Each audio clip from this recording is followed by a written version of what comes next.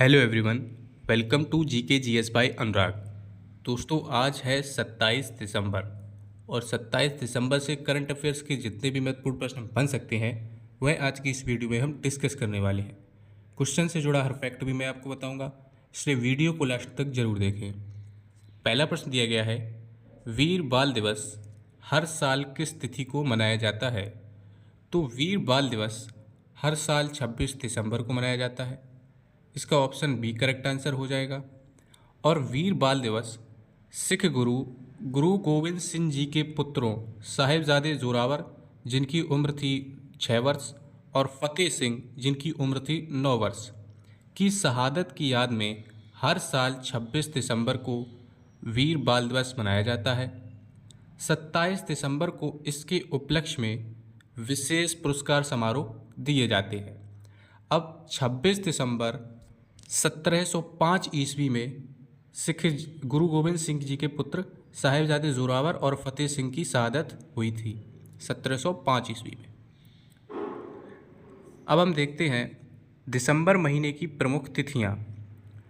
तो 1 दिसंबर विश्व एड्स दिवस, 2 दिसंबर राष्ट्रीय प्रदूषण नियंत्रण दिवस और विश्व कंप्यूटर साक्षरता दिवस, 3 दिसंबर अंतर्राष्ट्रीय दिव्यांगजन दिवस, 4 दिसंबर भारतीय नौसेना दिवस, 5 दिसंबर विश्व मृदा दिवस, 6 दिसंबर डॉक्टर BR अम्बेडकर महापरिनिर्वाण दिवस, 7 दिसंबर सशस्त्र सेना झंडा दिवस और अंतर्राष्ट्रीय नागरिक उड्डयन दिवस, 9 दिसंबर अंतर्राष्ट्रीय भ्रष्टाचार विरोधी दिवस, 10 दिसंबर विश्व मानवाधिकार दिवस, 11 दिसंबर अंतर्राष्ट्रीय पर्वत दिवस, 14 दिसंबर राष्ट्रीय ऊर्जा संरक्षण दिवस, 16 दिसंबर विजय दिवस, 18 दिसंबर अल्पसंख्यक अधिकार दिवस जो कि भारत में मनाया जाता है, और अंतर्राष्ट्रीय प्रवासी दिवस, 19 दिसंबर गोवा मुक्ति दिवस, 22 दिसंबर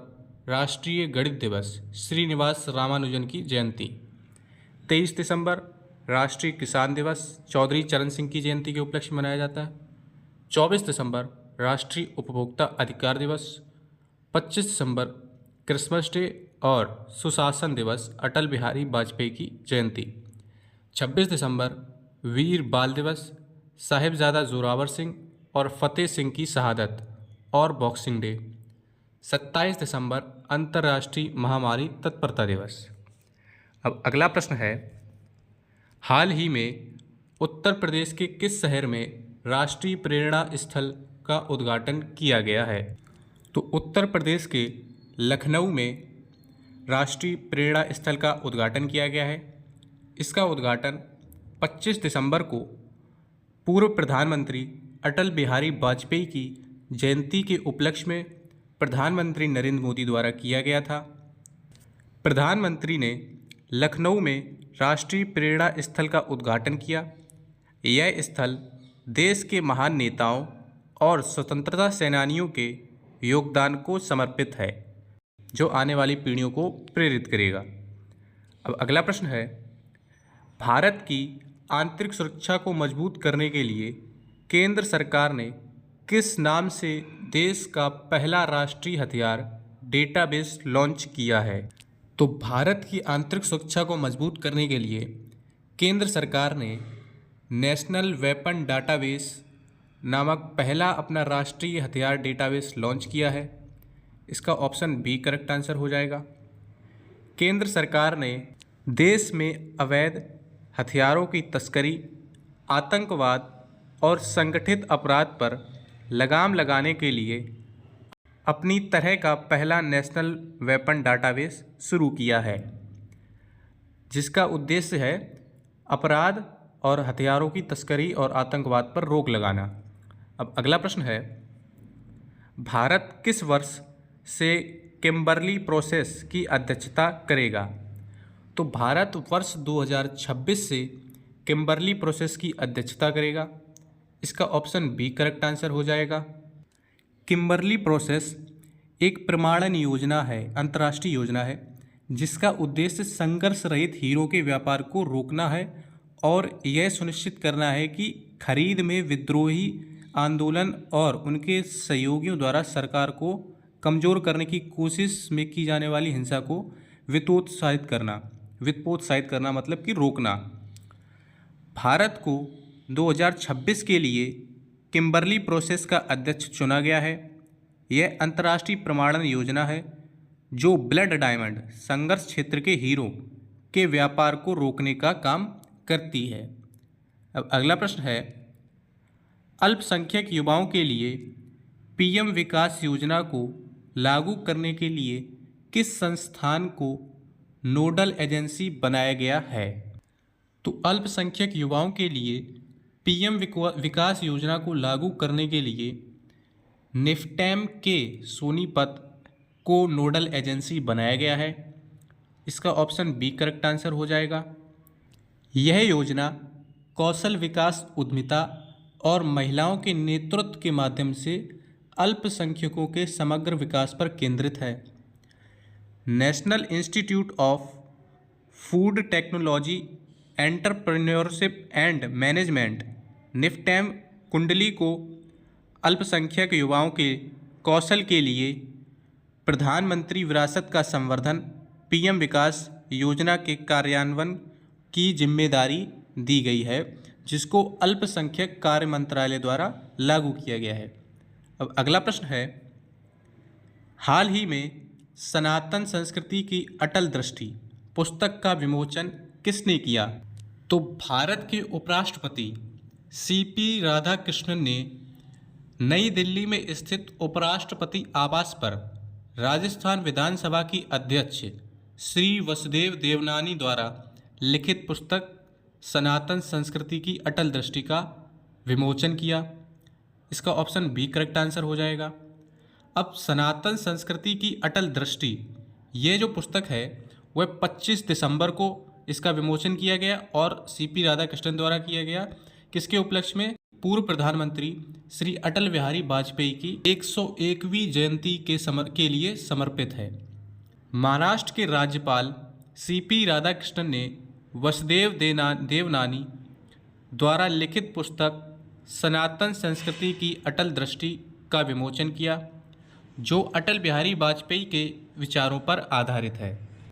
अब अगला प्रश्न है, वर्ष 2025 का 59वां ज्ञानपीठ पुरस्कार किसे प्रदान किया गया है? तो वर्ष 2025 का 59वां ज्ञानपीठ पुरस्कार विनोद कुमार शुक्ल को प्रदान किया गया है। इसका ऑप्शन सी करेक्ट आंसर हो जाएगा।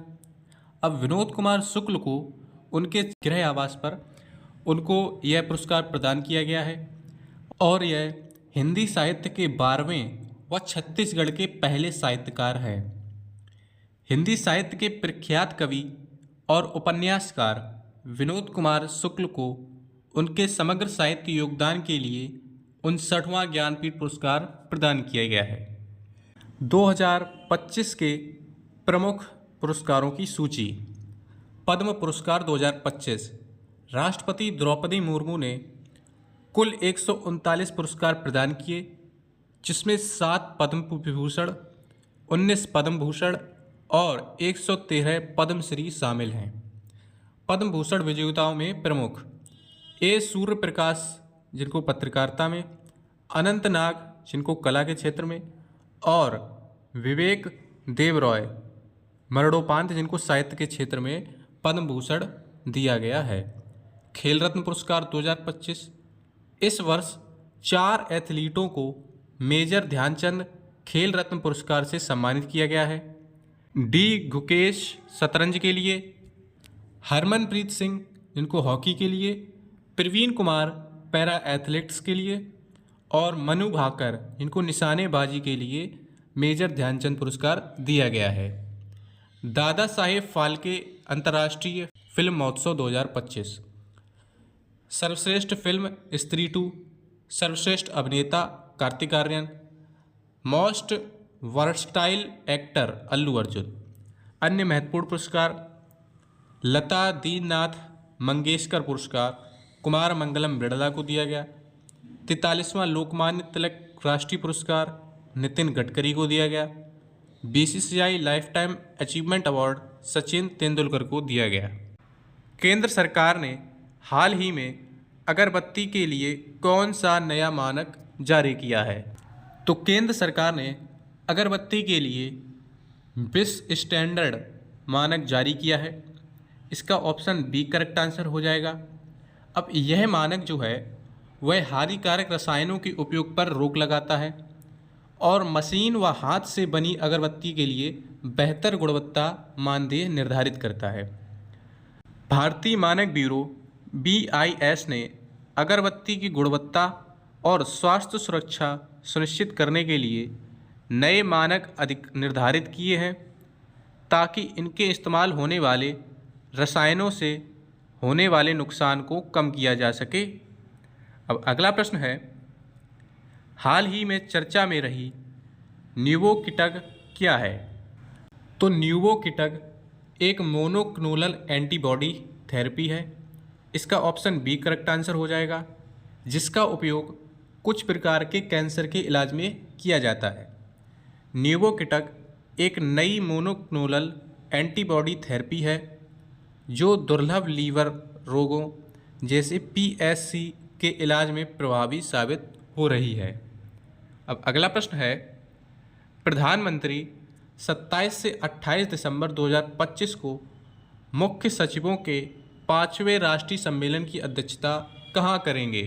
तो प्रधानमंत्री नरेंद्र मोदी 27 से 28 दिसंबर 2025 को मुख्य सचिवों के 5वें राष्ट्रीय सम्मेलन की अध्यक्षता नई दिल्ली में करेंगे। इसका ऑप्शन सी करेक्ट आंसर हो जाएगा।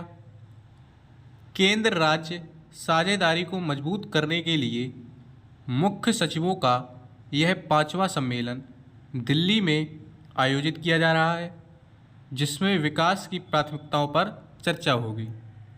अब अगला प्रश्न है, हाल ही में चर्चा में रहा समुद्र प्रताप क्या है? तो समुद्र प्रताप एक प्रदूषक नियंत्रण पोत है। इसका ऑप्शन सी करेक्ट आंसर हो जाएगा। अब यह देश का पहला स्वदेशी रूप से डिजाइन किया गया पोत है, जिसका निर्माण गोवा शिपयार्ड लिमिटेड द्वारा किया गया है। यह भारत का पहला स्वदेशी प्रदूषण नियंत्रक पोत है, जिसे गोवा शिपयार्ड लिमिटेड ने बनाया है और हाल ही में भारतीय तटरक्षक में शामिल किया गया है। अगला प्रश्न है, ग्लोबल चेस लीग 2025 का खिताब किस खिलाड़ी ने जीता? तो ग्लोबल चेस लीग 2025 का खिताब आर प्रज्ञानंदन और अनीश गिरी ने जीता। इसका ऑप्शन बी करेक्ट आंसर हो जाएगा। शतरंज की दुनिया में भारत की धाक जमाते हुए आर प्रज्ञानंदन और अनीश गिरी की टीम ने ग्लोबल चेस लीग 2025 का प्रतिष्ठित खिताब अपने नाम किया है। अब अगला प्रश्न है, दिसंबर 2025 तक प्रधानमंत्री नरेंद्र मोदी को कुल कितने देशों से सर्वोच्च नागरिक सम्मान मिल चुका है? तो दिसंबर 2025 तक प्रधानमंत्री मोदी को कुल 29 देशों से सर्वोच्च नागरिक सम्मान मिल चुका है। इसका ऑप्शन सी करेक्ट आंसर हो जाएगा और यह भारत के पहले ऐसे प्रधानमंत्री बने हैं जिनको 29 देशों से सर्वोच्च सम्मान मिल चुका है। भारत की बढ़ती वैश्विक कूटनीति के कारण दिसंबर 2025 तक PM मोदी को दुनिया के 29 अलग अलग देशों से उनके सर्वोच्च नागरिक सम्मान प्राप्त हो चुके हैं। अब हम देखते हैं 27 दिसंबर के मुख्य समाचार और करंट अफेयर्स। राष्ट्रीय मुख्य सचिवों का 5वां सम्मेलन। प्रधानमंत्री नरेंद्र मोदी आज से दिल्ली में मुख्य सचिवों के 5वें राष्ट्रीय सम्मेलन की अध्यक्षता कर रहे हैं। उद्देश्य केंद्र और राज्यों के बीच साझेदारी को मजबूत करना और विकास के एजेंडे पर चर्चा करना। प्रमुख विषय इस वर्ष मुख्य फोकस शहरी विकास, डिजिटल बुनियादी ढांचे और सुशासन पर है। लखनऊ में राष्ट्र प्रेरणा स्थल का उद्घाटन। प्रधानमंत्री ने उत्तर प्रदेश की राजधानी लखनऊ में राष्ट्र प्रेरणा स्थल का उद्घाटन किया है। यह स्मारक पूर्व प्रधानमंत्री अटल बिहारी वाजपेयी की याद में समर्पित है।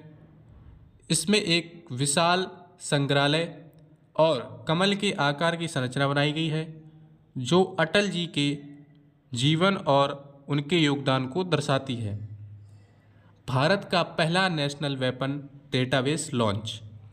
आंतरिक सुरक्षा को मजबूत करने के लिए केंद्र सरकार ने देश का पहला नेशनल वेपन डाटाबेस लॉन्च किया है।